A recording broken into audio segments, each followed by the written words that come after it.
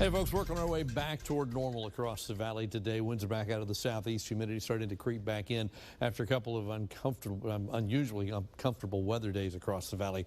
We're coming back to the normal summer uncomfortableness. 90 degrees right now in Harlingen, 88 Port Isabel, McAllen's 87, a little warmer at Edinburgh at 94. Tonight we're still back into the mid 70s, so close to normal, maybe a little bit below with just some clouds showing up later on, about 80 at the beach. And then tomorrow, really close to normal levels. Normals are about 96, and we'll be in that ballpark in the upper valley. A little cooler near the coast, about 88 degrees at the island. Winds, though, tomorrow back out of the southeast at about 10 to 15 miles an hour. Here's a look at the next 3 days. The normal high is 96. We go to 94.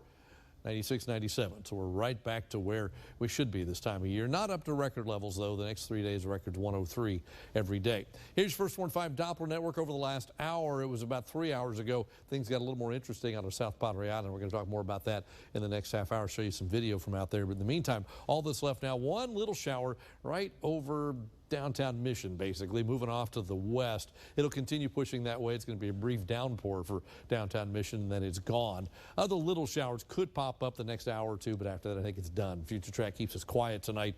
Tomorrow, I think it's a sea breeze kind of stuff that fires up again near the coast, tries to move inland. About a 30% probability you get rained on in the valley tomorrow. Sunday, the chance drops to about 10% or so. I think it's a mainly dry day with partly to mostly sunny skies. Sunday looks a lot brighter than Saturday, and by Monday, I think sunshine really begins to take over, and most of next week should be dry. 30% tomorrow, mainly dry Sunday and Monday. And then starting about Tuesday or Wednesday, the rain chance kind of disappears from the forecast, at least for a little while. This is today, satellite and radar together. And again, you see the stuff firing up near the island early this afternoon. Hardly notice it on this, but again, it triggered at least a water spout for a brief period of time. We'll talk more about that in a minute. In the meantime, rest of Texas quiet today. All the stuff in the Gulf of Mexico, no real concern there. The front moves back to the north as a warm front now, so that puts us back into our normal air mass and our July cool down, as brief as it was, as mild as it was, is behind us.